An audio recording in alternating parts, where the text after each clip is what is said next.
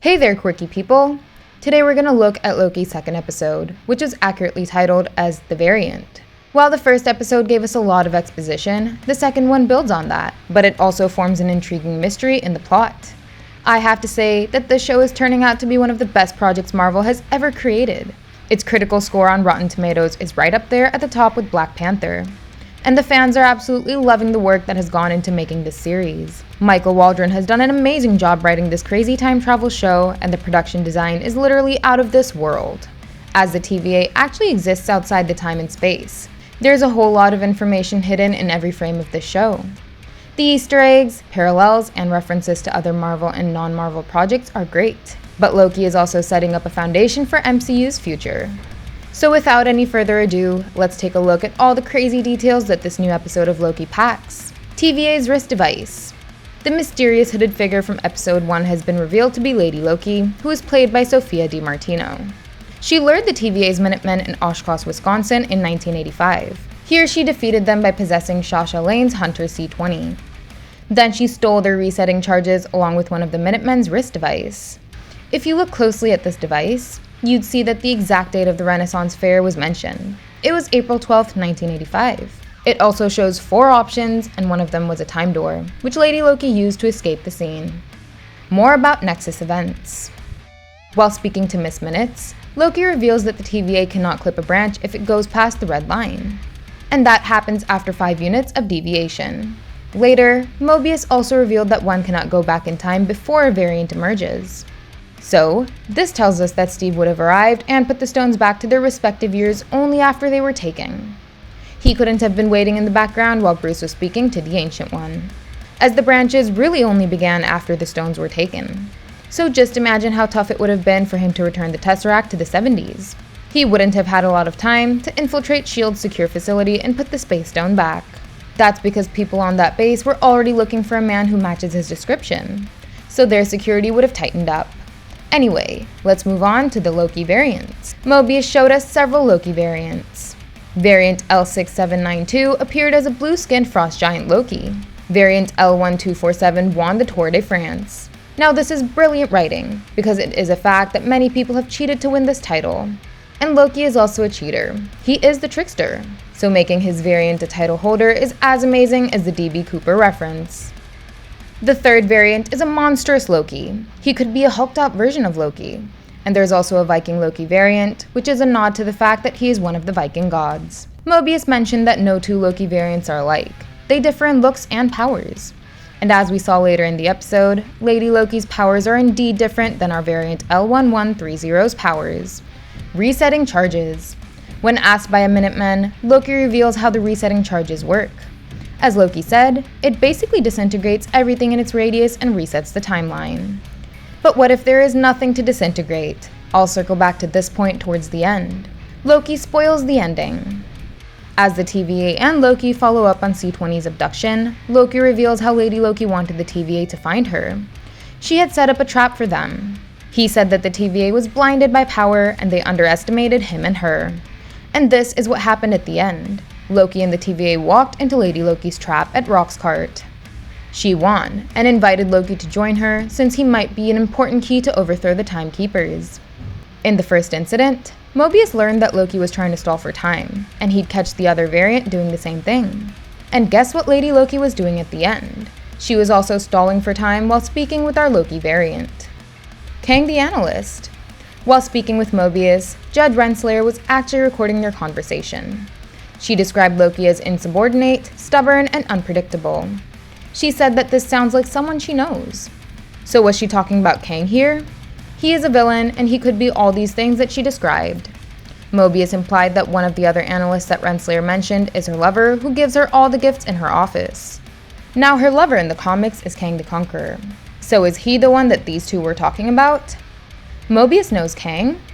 When Renslayer said that she knows someone who is insubordinate, stubborn, and unpredictable, Mobius also said that it sounds like someone he knew. So does he also know Kang? It'd be crazy if he did. Plus the whole conversation between Renslayer and Mobius also hints at their past friendship, or maybe even a romance that happened before Kang. FDR. When Renslayer gives Mobius her pen to sign the report, He turns it and we see the words Franklin D. Roosevelt High School written on it. This school was named after the 32nd US president, and it was actually one of the first schools in Dallas built specifically for black students. It was during a time when many people didn't want black people to have equal rights as the whites. Horned friends. As Loki and Mobius go to 7980 Pompeii in order to test their theory, Loki frees a few goats and says, "Be free, my horned friends, be free!" Loki and goats have similar tilted horns, and goats are also used when one refers to the devil. So this was probably another Devil Loki reference, just like the first episode. I've studied Loki the every moment backstabber. of your entire life. You've literally stabbed people in the back like 50 times. I'd never do it again. Mobius revealed that Loki has literally stabbed people in the back like 50 times. This was a callback to how he stabbed Agent Coulson in the back. And now he also stabbed Thor by pretending to be a snake when they were children. When we were real children, he transformed himself into a snake, and he knows that I love snakes. So I went to pick up the snake to admire it, and he transformed back into himself, and he was like, "Yeah, it's me!" And he stabbed me. We were 8 at the time. Callback to Ragnarok. One interesting callback to Thor Ragnarok came when Loki told Mobius that if he has to catch Loki, he has to expect the expected. In Ragnarok, Thor expected Loki to betray him like always.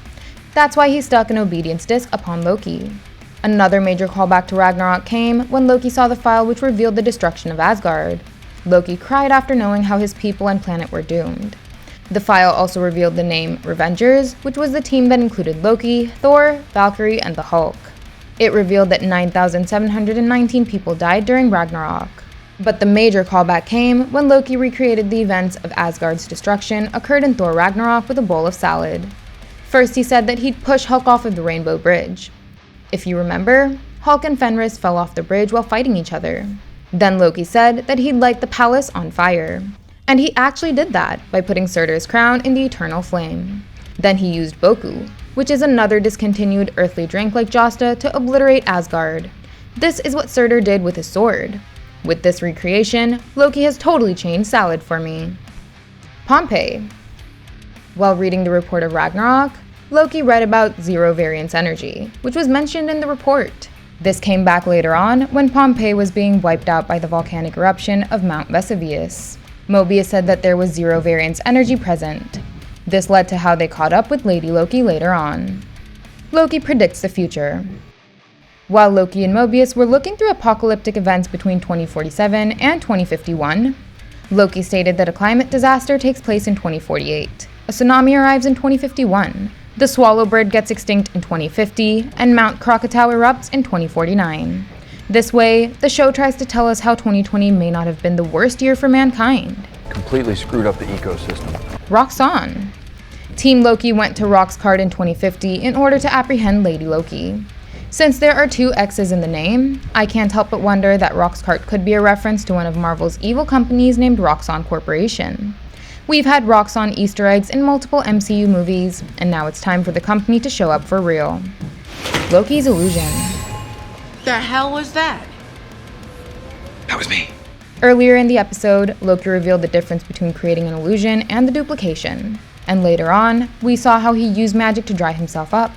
But there's a chance that he just used an illusion to make himself look classy. He did the same thing in Thor: The Dark World when he pretended to be unfazed after his mother's death. But in reality, he looked like this.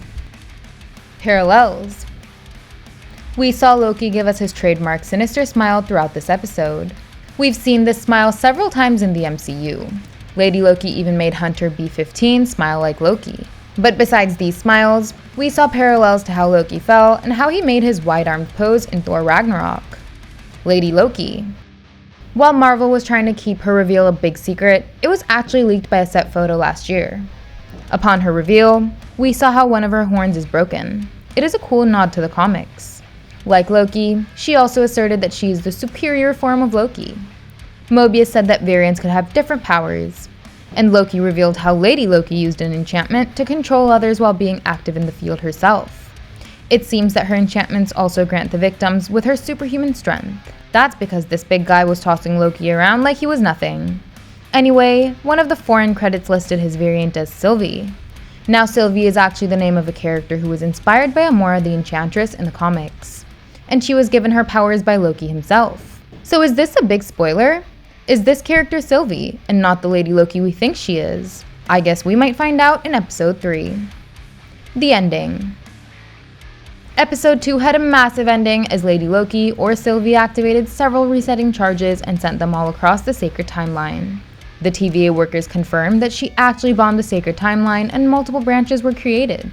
The monitor showed how she sent literal time bombs across the universe at various points in time.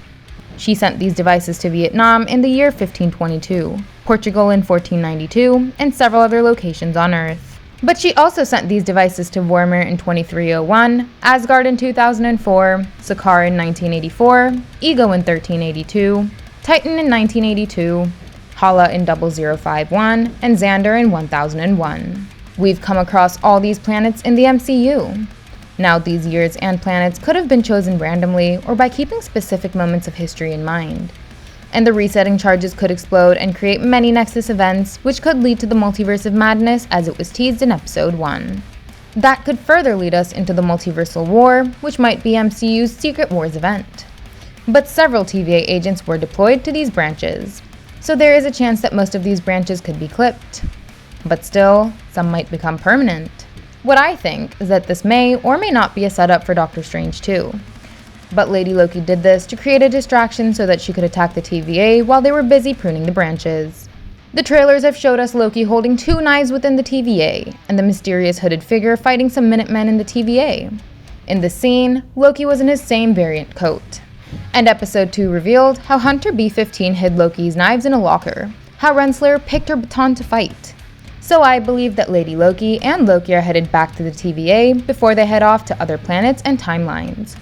Lady Loki probably believes that she could reach out to the Timekeepers through the TVA, as she extracted that info from C20. Okay, that's all. Let's see what happens in episode 3.